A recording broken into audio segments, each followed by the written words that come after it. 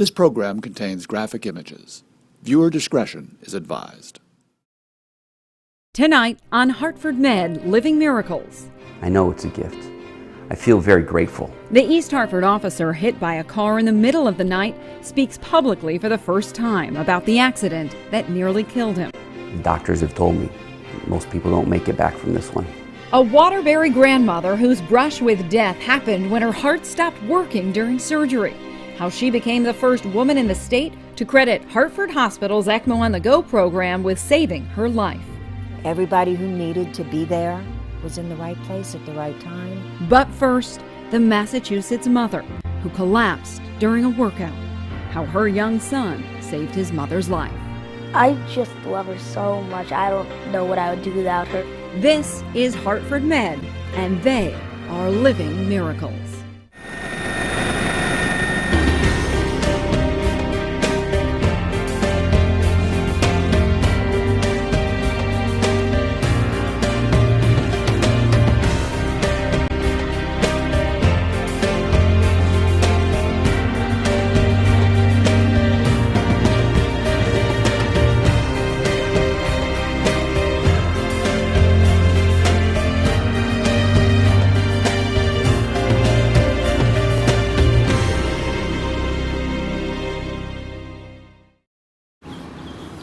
It was an ordinary afternoon in April in Hadley, Massachusetts.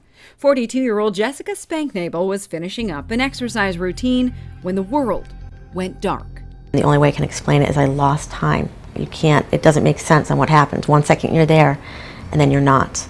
My body felt like lead, made of wood. I couldn't move. Jessica's son, 12-year-old Gage, wasn't supposed to be home. He had planned on going to a friend's house for a sleepover. But those plans were canceled at the very last minute. If he hadn't been home, he wouldn't have heard his mother call and then fall. And then the pain set in.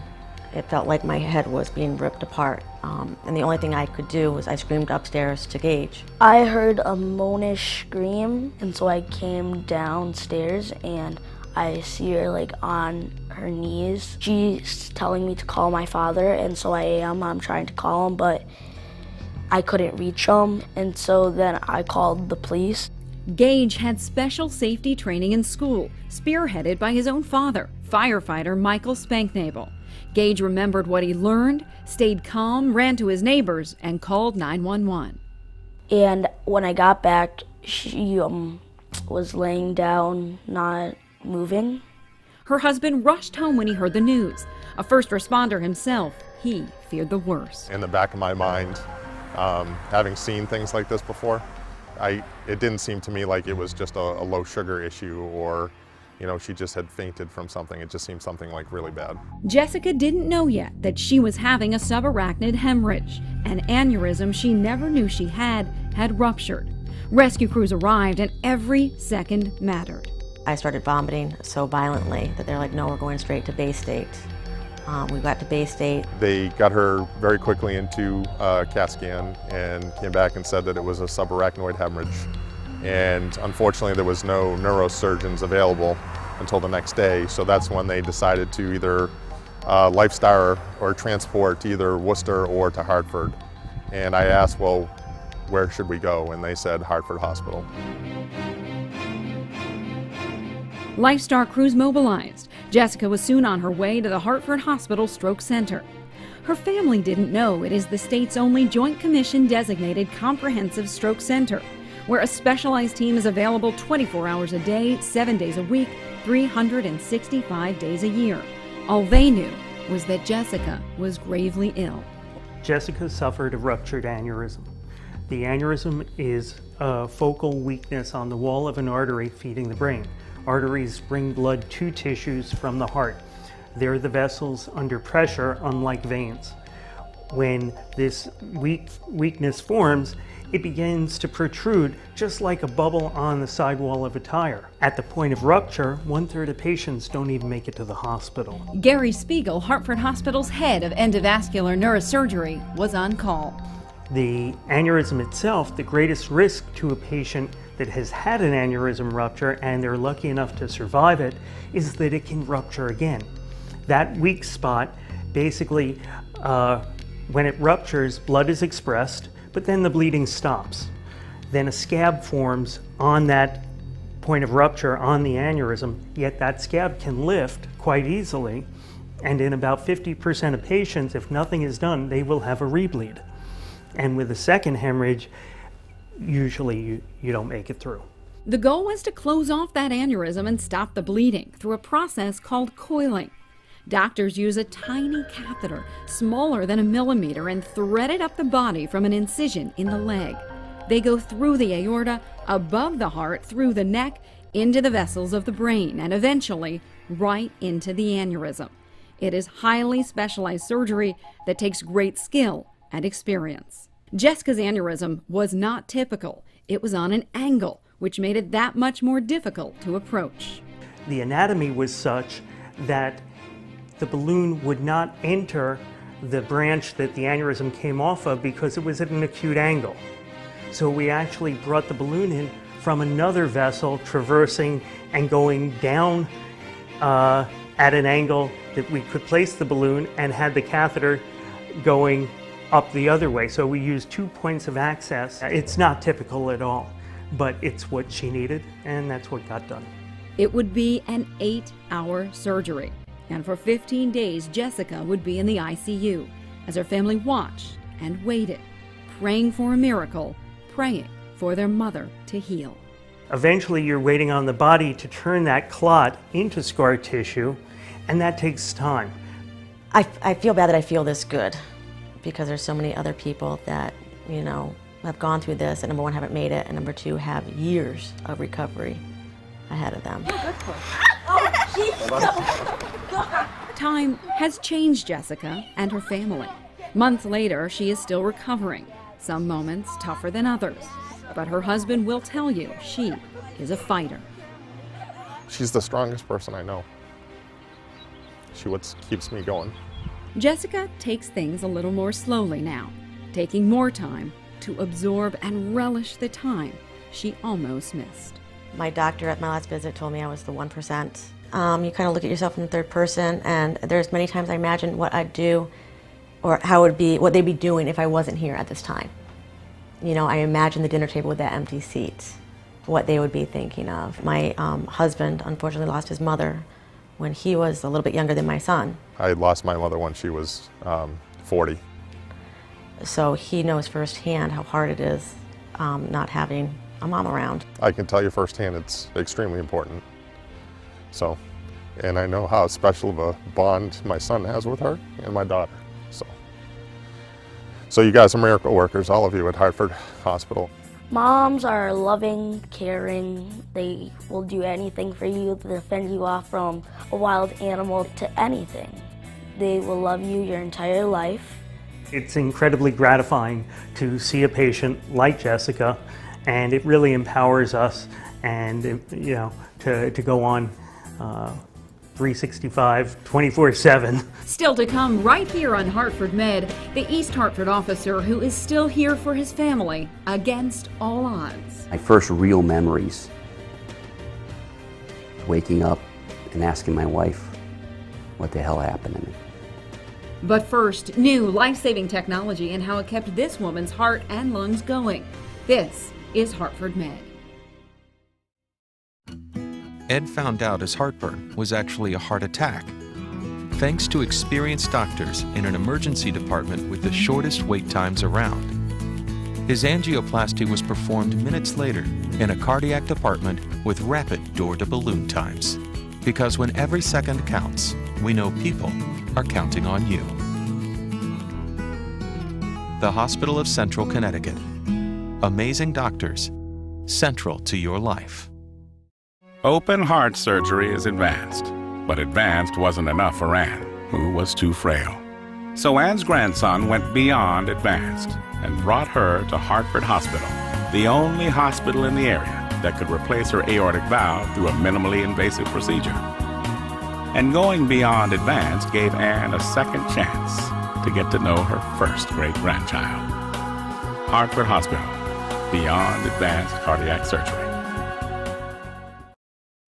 For 2 years, Virginia Curbella knew that she would need heart surgery. Her aortic valve needed to be replaced, and that would mean a major open heart procedure. Fear was one reason she put it off. But when she had a heart attack this summer, she knew she could not wait any longer. The surgery was scheduled for July of 2013. Went to the hospital, and I really don't remember anything from that point on, that first whole week. Shortly after what appeared to be a routine valve replacement procedure, Virginia's body started to shut down.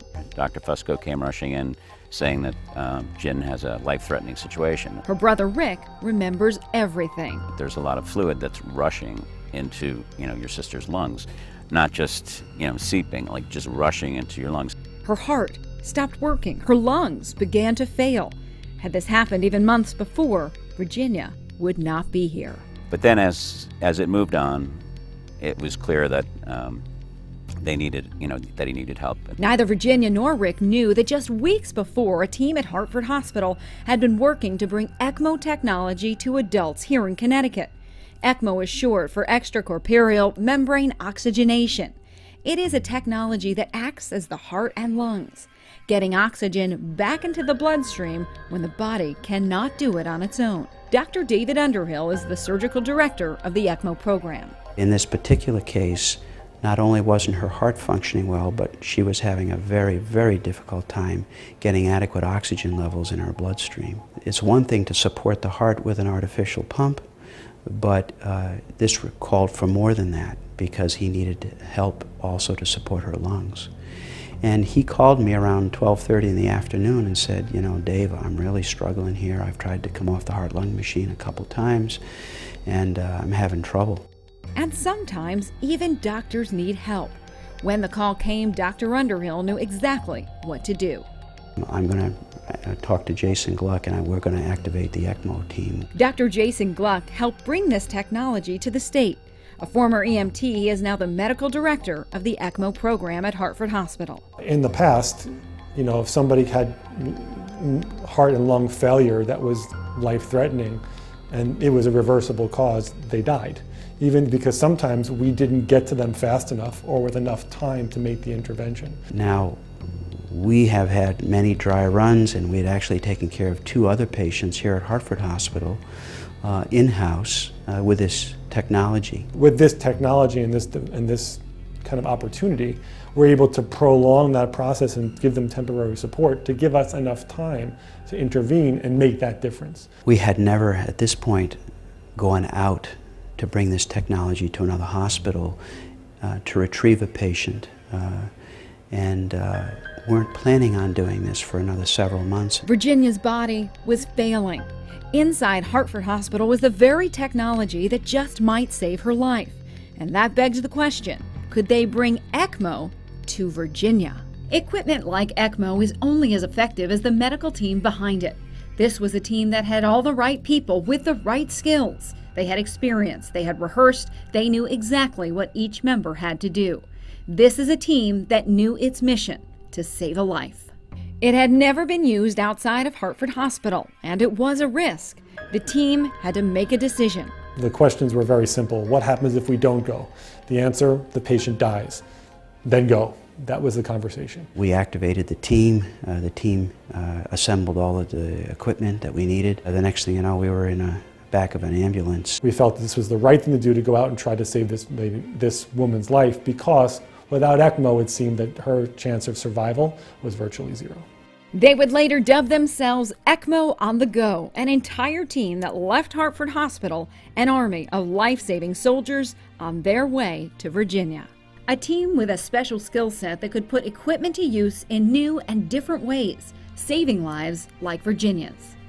Dr. Underhill and Dr. Gluck had arrived with the ECMO machine in the ambulance, and they worked with my sister. They got her all set up on the machine, and they, all 3 of them, in the midst of this emergency situation, came up, and they explained exactly what they did, and their attention to detail just we looked at each other and said, wow, she's got the best possible care she could possibly have in New England. The team got permission from the destination hospital and connected Virginia to the machine that would save her life, a machine that would act as her own heart and lungs while hers had the chance to heal.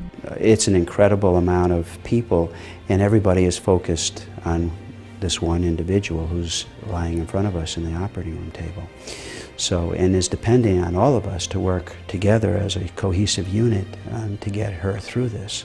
Virginia was soon transported to Hartford Hospital, where 4 days passed. Virginia's doctors, caretakers, and families watched, and they waited. The machine did less of the work, and she did more of the work, and her heart started to come back.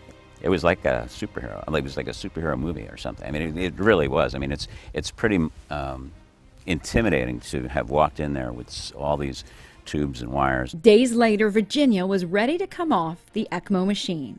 It's never the same until someone opens their eyes and says, what's going on here? That you really feel good. It's a feeling that you can't really describe. So, it's why you're a doctor, it's why you're in medicine, it's why we do what we do. It's, you know, kind of going into the world of patients that would otherwise not survive and saying, well, you know, congratulations, you made it through. And having them see their family again for the first time and having them smile and laugh and say, wow, really, I was that sick? I can't believe it. That makes us feel good. Virginia Curbelo, thrilled to learn that she had become the state's first adult patient, the first to prove in Connecticut that ECMO on the go is a life-saving idea. I mean, this whole team of doctors and surgeons, they're just phenomenal. And this is one miracle she truly believes in. So miracles are made to happen. They don't happen on their own. So I think that we had the opportunity to help participate in this miracle. ECMO machine, which we know so much about now and didn't then, was the lifesaver. Without this technology, this ECMO device, she would not have survived that day and she wouldn't be here now. So from that point of view, it's a miracle. With this extra time, she's been able to see her family so much more. She has a lot of people to live for, and will tell you she has a lot of life left.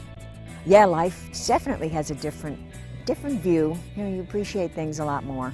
For her to have gone through what she's gone through, amazing. I mean, it's definitely a miracle. Still to come on Hartford Med, the miracle that saved Officer Todd Lentoka, the miracle that saved his family.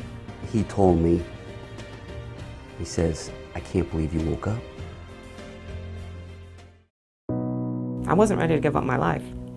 There have been several moments where I've had cannots and I've always turned them into cans. I went down as far as I was willing to go. It was just time to do the replacement. It's a team approach. My entire goal was to get back on the ice and continue my ice dancing. The sports medicine approach allowed me to get back to my activities much sooner than I could have otherwise.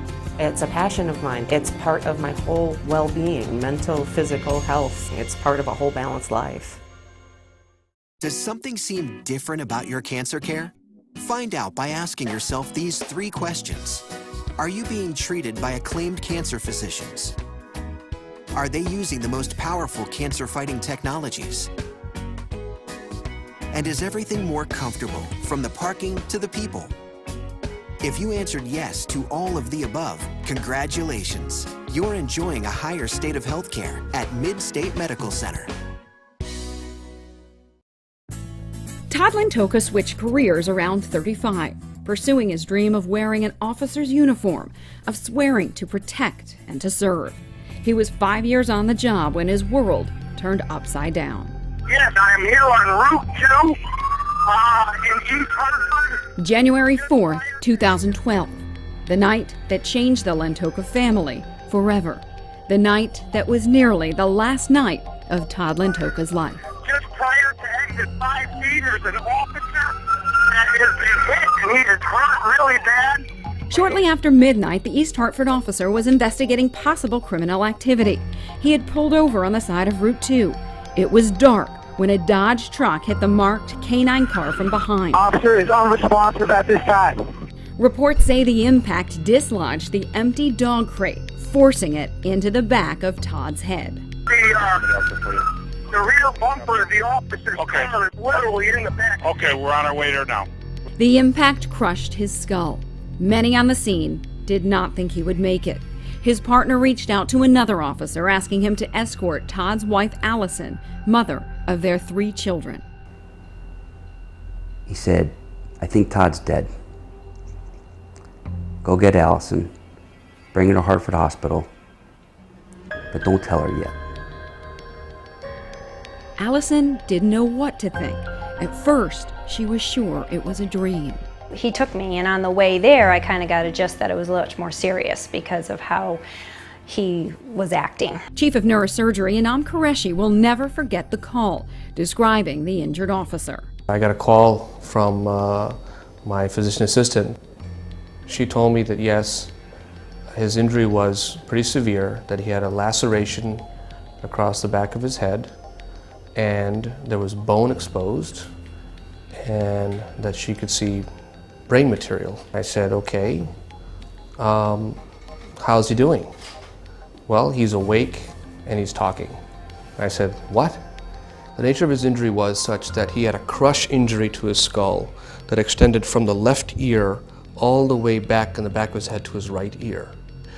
The scalp had completely come off the bone, and there was bone exposed, and there was brain leaking out from underneath. The trauma itself could have been fatal, but a brain injury like this can get more dangerous as the hours and the days pass. First, there is the danger of infection, then the danger of brain swelling, which can lead to brain damage. It would take a delicate balance to keep him alive throughout a dangerous surgery, and something only a highly skilled team could do. First, they had to repair the bone and minimize further damage to the brain. Then they would do whatever it takes to save his brain function. So the first order of business when we have somebody like this is to take him directly to the operating room to repair this crushed skull. Once in the operating room, the team realized this devastating injury was even worse than anyone thought. There was crushed bone everywhere. It was had to be removed. I was taking pieces of bone out of the brain tissue that was clearly infected, but that wasn't even the worst of it. The worst of it was that he had lacerated a major vein that drains the entire brain. Todd's wife, Allison, is a nurse herself. When she heard about the damaged vein, she knew her husband was in the fight of his life. That vein had to be clamped. It was too damaged to be repaired. That could mean more brain swelling, more damage, and sometimes death. Chances of him surviving this hospitalization with the injury that I saw today, especially with that lacerated vein that I could not repair, probably is less than 10%. But the medical team took decisive action. They decided to put Todd in a medically induced coma to save his slim chance at life. The medical coma, what it does is it basically tries to shut the brain function down. Therefore, you don't get as much brain swelling. I kept thinking we'll get through the first couple days, and if he makes it the first couple days, then we'll probably be out of the woods, and then we'll deal with whatever was going to happen from that point on. It went from bad to worse. Todd developed a blood clot. He had to go on blood thinners, and that led to even more swelling. Then he developed a lung infection, and the team fought high fevers. At one point, we had the ventilator on 100% oxygen just to get enough oxygen to his brain and his tissues. Throughout it all, wife Allison never once left her husband's side. Days turned into weeks, and she never left. I knew that it was so serious that he could die at any moment. Todd and I, one of the things that we believe in is that our children are the most important things to both of us. They come first. And he would understand if I had to leave him to take care of the kids. But I pretty much asked my children permission. I said to them, Daddy needs me, and you guys are the most important things to us, and I will be home for you if you need me to be home for you, but I feel I need to be here. And they told me, no, Mommy, we know you need to be here with Dad, stay here with Dad. They understood that if something happened, I wanted to be there. I wanted to be there to hold his hand if he was gonna go. And I just thought he deserved to not die alone. I didn't want him to die alone. If Todd did survive, the prognosis was grim. He may not have any cognitive function. He might not have the ability to recognize his own family, to talk to anyone, to have a functional life. Allison prepared herself each and every day for the worst. But she was armed with the knowledge that her husband, she says, was in the right hands. If anyone could make a miracle happen, she knew it was this team. And then it happened, the moment he opened his eyes. And when he woke up talking to me like he did 33 days earlier. And that was the biggest miracle, was that he woke up and just immediately said, "What the heck happened to me?" It is the kind of miracle that surprises the physician who performs life-saving brain surgeries every day. These are things that, as physicians, are, I would say, extremely rare and exceptional when somebody comes in with that kind of injury. And we see it maybe once or twice in our lifetimes. Todd did suffer serious damage to his occipital lobe, which controls sight. He is now legally blind. He can see colors and shapes, not details. But against all odds, he is here to be a father to their 3 children.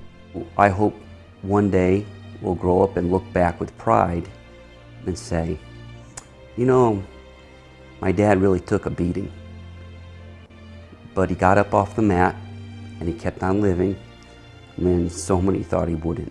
And one of the most special moments for me was the first Father's Day for him, and thinking that we're not at the gravesite putting flowers on his grave. Either you did something good or you're supposed to do something good. And I've thought long and hard about that statement, and I can tell you with certainty that there's nothing I've done in my life that deserves a second chance. So I'm actively searching for that opportunity to earn the gift I've received. When this all happened, it gave me new faith in people and love and kindness, and that there really are wonderful people in this world. The Lantoka family left their mark on the 9th floor and all of Hartford Hospital, the ICU especially, which often sees the most critical patients. When patients come in and the odds are slim, they know they cannot give up. They believe that miracles are made to happen, and they remember the miracle of Todd Lantoka. Even if things look hopeless or things don't look good or look bleak, there's always one patient that defies all the odds, and it's for that reason that you continue to push to do everything you can for a patient. Well, they work pretty hard, so I don't know what they did, but it worked. Just don't give up, because you never know when your miracle is going to happen. They are the faces of fighters, patients who arrived on their worst days only to find out it would bring out the very best in them and in all of those around them. Their lives inspire. They are living reminders that each and every day is a gift, and they give us a reason to believe in miracles and to believe in medicine.